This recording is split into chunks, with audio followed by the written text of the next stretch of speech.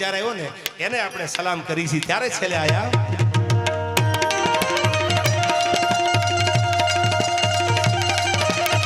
हमें तो अपनों ने लुटा घेरों में कहा दम था यार जहाँ हमारी कश्ती डूबी वहाँ तो पानी भी था हाँ શું કીધું હવે આપણે જામાં અરે આજ આપણા મુરબ્બી લોક સાહિત્યનું ઘરેણું કહેવાય માયભાઈ આહિરનો જન્મ દિવસે તો આપણે બધાય ભગવાનને પ્રાર્થના કરી જન્મ દિવસની અનંતભાઈ ખૂબ ખૂબ એમને હૃદયથી શુભકામના માતાજી ખૂબ લાંબુ આયુષ્ય આપે અને એમના હાથે સારા કામ કરાવે ત્યારે